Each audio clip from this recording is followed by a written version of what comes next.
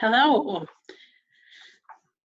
We're going to talk about advanced placement or AP classes. Here's our agenda of what we will be covering in this meeting.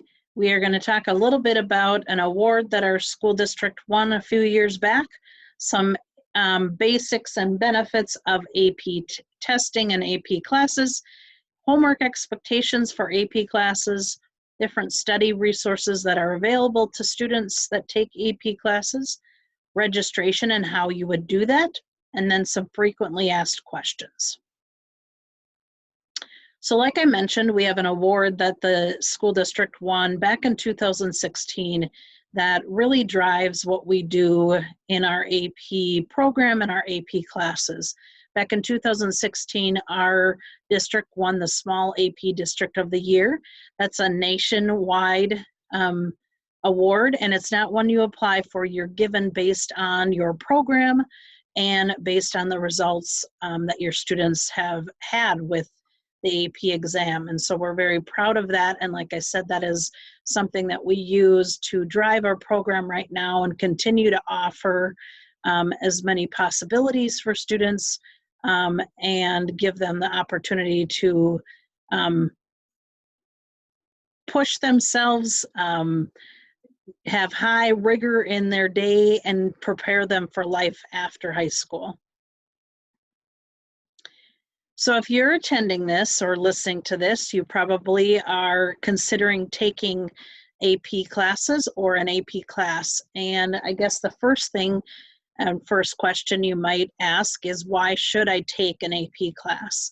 And there's lots of different reasons. And as you are listening to this, we really want you to take this serious and make the best decision for yourself. One of the biggest down the road benefits of taking an AP class is that you have the potential to earn college credit, which means you don't have to pay for those credits. And obviously that's a huge, huge benefit of taking AP classes.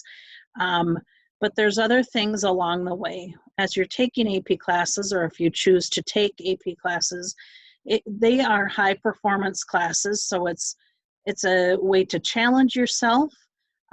If there's certain subject areas that you really excel in and need that challenge, there are classes that can do that for you.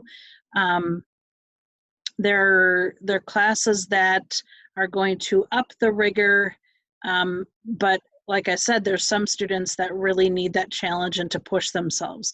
So it gives you an opportunity, in a sense, to take a college level type class right in the means of your high school. So you don't have to go anywhere. So again, that piece of you're really creating a foundation for yourself that is going to be strong, but also helping you kind of see what it's like to take that college level class so that you are even more ready when you leave high school. So just in basics about advanced placement or AP classes, like I mentioned before, the rigor is high, so they're college level courses, but they're offered right here in the high school. And then what you do by taking AP classes is at the end of the year, you will take the AP exam. And then if you score at least a 3 or higher on that AP exam, you can earn college credit. So that goes with you. So you are, in a sense, earning credit for high school and then potentially getting some college credit. So obviously that's a huge benefit. Here are the courses that we have the potential to offer at Columbia Heights High School. We have a couple art classes in the studio art classes. We've got English Lit. We've got some social studies with U.S. government and comparative U.S. government and politics, U.S. history and world history. And we've got a couple math classes in calculus, both AB and BC, and then statistics. We've got a few science classes in physics, biology, and chemistry, and then our one world language AP class of AP Spanish language and culture. So you'll see that they cover lots of different areas.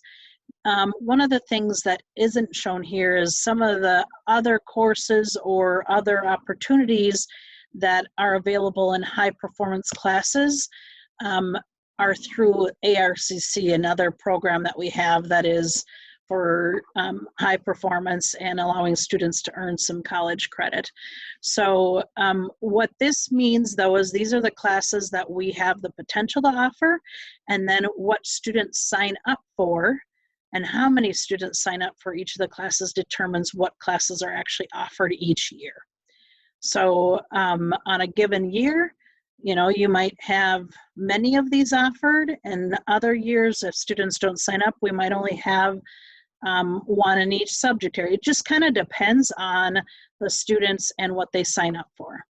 I will tell you, we have typically good numbers in each of these to offer a lot of them each year.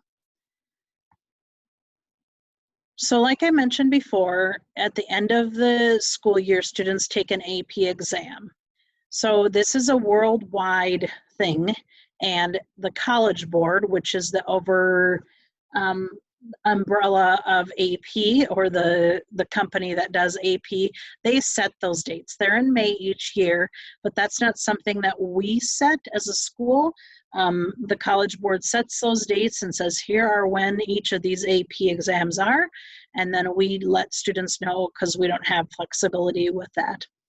How the test runs, or what it actually is it's about 2 to 3 hours, and it includes both multiple choice and free response. So free response items are like essays, problem solving, document-based questions, or oral response. The oral response is only for language ones, so the only one that we have would be Spanish that has oral response. But you typically are going to have at least a 2 to 3 hour test, and it would be made up of multiple choice and free response. The benefit of taking these AP classes is they are preparing you for this test all year long. And so if you've taken any AP classes, or as you take them, you'll notice that you are going to be practicing these multiple choice questions and free response type of things throughout the year to help you be ready for that test. So to take the test, it does cost a little bit, but we just want to let you know and kind of put perspective into things that actually, to take the test from the district and for us to offer it costs $94. We as a district don't want that to be something that keeps students from taking the test, and so we actually offer it as a test at $42, and so the district covers part of that that cost. And then if you are a student that is eligible for free or reduced lunch, your cost for the test would be $15. One thing to note about that is if you're a student that has applied for free or reduced lunch and have not done that yet this year and done that application, that you should do that, because that is the one thing that we need to be able to offer it at that lower price. So that's something that's on the district website that you can do if you haven't done yet. But I think sometimes, you know, we are in a pandemic, and there's times where cost can be an issue. If you have an issue with that, you please talk to your dean, one of the administrators. We can help with that. We don't want that to be the reason why you wouldn't take the test. But I think what you'll see is, even though it does cost, you'll see that the big picture really outweighs that cost of whether it's a $42 exam or a $15 exam. If you take the U.S. History exam, AP exam, and get a 3 or higher at the U of M, they offer 6 credits of U.S. History to you for passing that AP exam, which if you took 6 credits of U.S. History there, it would cost you just over $3,000. So by paying either $42 or $15 for a test, you essentially could save yourself $3,000. And World History, you'll see that if you pass that exam, they award you 4 credits of World History, which is just over $2,000. So the savings, big picture wise, can be huge if you pass those tests. So we just like to point that out because they're, it's hard to understand that, and okay, I'll get college credit, but when you look at the numbers, it becomes even more clear why someone would challenge themselves and take that AP class and AP exam. So if you're going to take an AP class, one of the things that we really want you to be aware of and make sure that you think about is the expectations so that you can be successful not only in the class, but be prepared for that test. So to take an AP class, you're going to expect to have at least about an hour of work each night. And so that might be, with our day 1 and day 2 schedule, it might be that the night or the day that you have that class, that night you have an hour, or it might be broken up over that day and the next day. But in general, you're going to have about an hour each night. You just need to know that they're college level textbooks. And then some of the classes actually might involve some summer work. So there's some classes that have boot camp summer things that are to get you ready for it. They're optional, but they would be helpful for you to be ready for the class when it starts in the fall. Some of the other classes might say, it's not really optional, you need to do this so you can be successful. So you need to know that going into it, that there might be some summer work involved. And then we at our school require students to take that AP exam. And we require it because you're doing the best preparation that you can by taking the class. So why wouldn't you put yourself in a position to potentially get that college credit? I've had students that have, said, I don't want to take the test, I'm not going to pass it. But the worst case scenario is you don't get at least a 3. The best case scenario is you get a 3 or higher and you get college credit. So you really are doing the work of preparing by taking the class. So putting yourself or getting there to take that test, you're ready to take it, you go, and the best case scenario is you earn college credit. The worst case scenario is you don't and you spent 2 to 3 hours trying to. And if you don't give yourself that chance, you have no opportunity to earn that. So we really push that and tell students that they need to take that at the end of the class. So with that said, there's things that teachers also do to help you with that and help you feel more prepared. Like I said, your best preparation is taking the class and you're preparing throughout the year to be ready for it. But with that said, some of our AP teachers actually offer spring review sessions. So starting in April time, they'll have you come in before or after school. With where we're at right now, that might mean Zoom sessions before or after school, but offering review sessions to get you to feel more prepared for the test, to get you to kind of go back over some of the stuff that was covered earlier in the year and clear some of those cobwebs up. But know that those are some things that AP teachers do. I know there's been times too where they come in on a Saturday and just take the entire test, a practice test of it, just to kind of get yourself into a groove of how does that feel taking that entire test. So there's things that the teachers do that really try to help you be prepared and feel more comfortable going into that test, get rid of some of that test anxiety.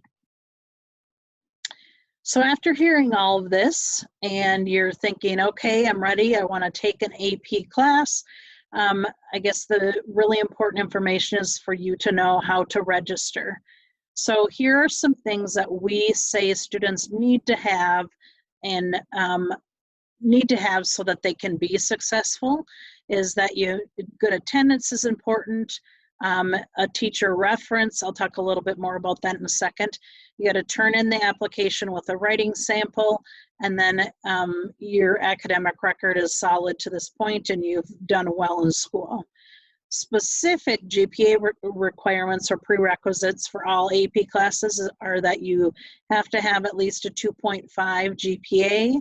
that you complete any and all prerequisites with an A or a B, or that you pass the MCA test in reading or in math. So there's different ways to be eligible, but those are the main things that we look at.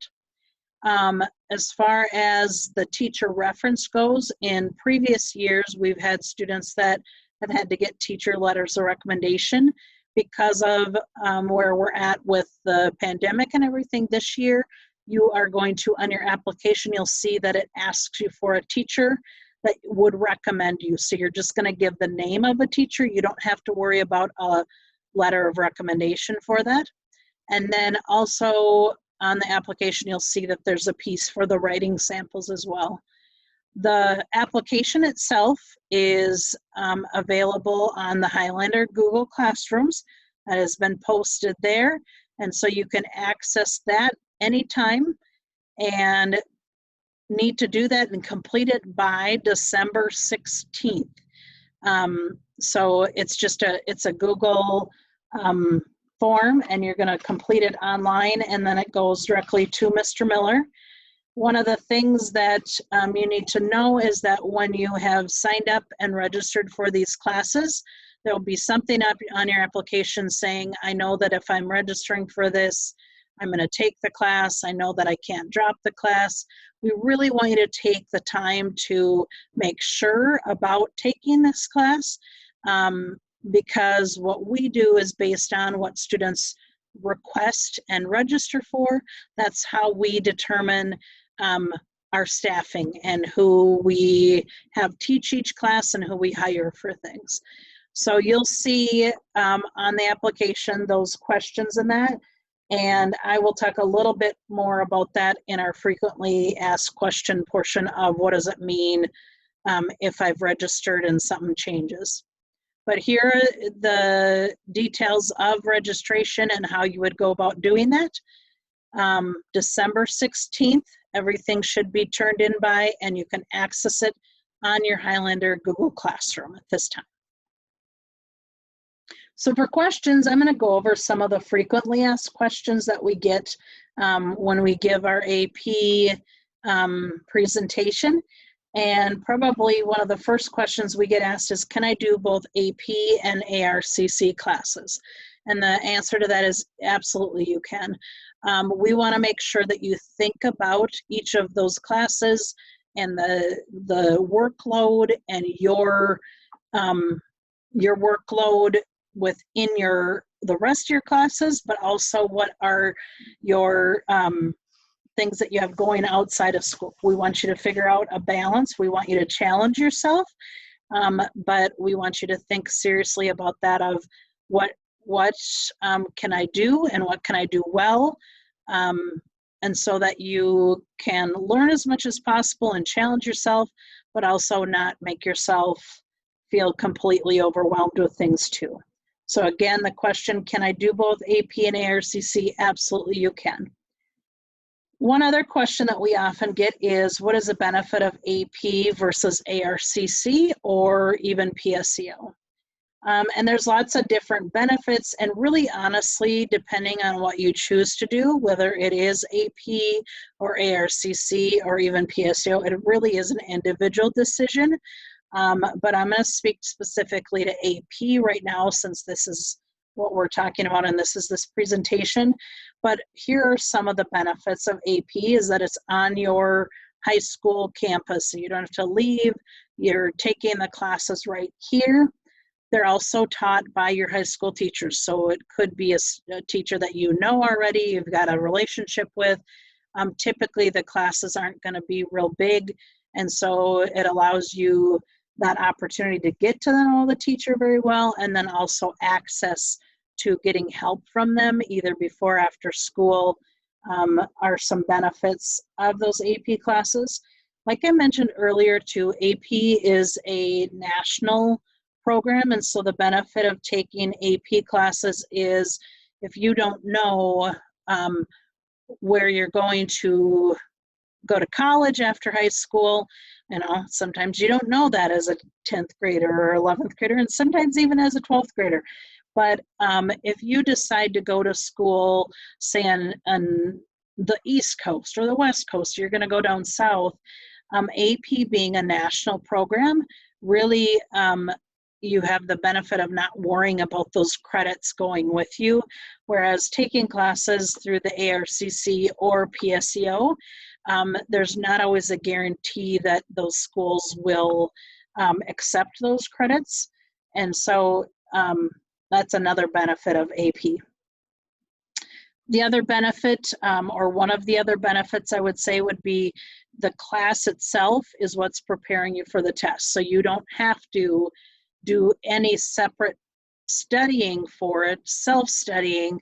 You might have to do reviewing and do it as you're taking the class, but as far as prepping strictly for the test, your class that you're taking and the things you're doing throughout the year are really prepping you for that test.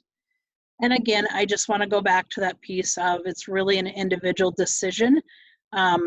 You know, if you take an AP class, if you take more than one AP class, if you take a combination of AP and ARCC, we really want you to think about that and take some time to make the best decision for yourself so you can be challenged, but also continue to achieve at a high level, because those are things that down the road will be important as well.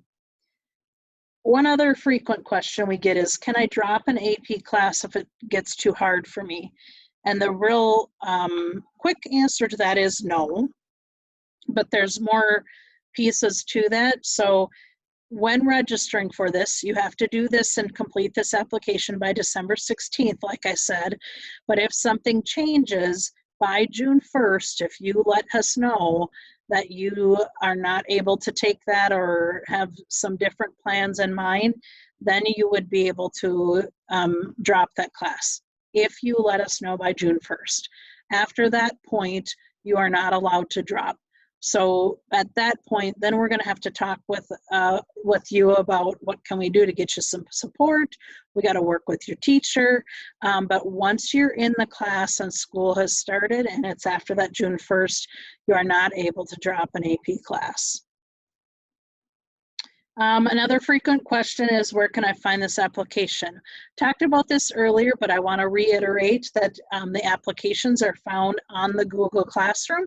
So you can go to your Google Classroom and find the Google form link there and complete that by December 16th. There might be other questions, and I would really just say, you know, talk with your dean, email your dean, with Mr. Miller too, and he can help you out, or direct you to one of your deans here. But we're all here to help you make that best decision. Even though we don't see you during the day in the hallways, we are available either via email or via Zoom. So please feel free to reach out to us and ask your questions. And make sure that if you are going to take an AP class, that you do that application by December 16th, and we will get you ready to do your registration then down the road, which will be coming up shortly in the next few weeks. So thank you for listening. Hopefully we covered things so you have a better idea of what AP classes are. And again, if you've got any further questions, please feel free to reach out to us, and we will help at the best we can answer all those questions. Take care.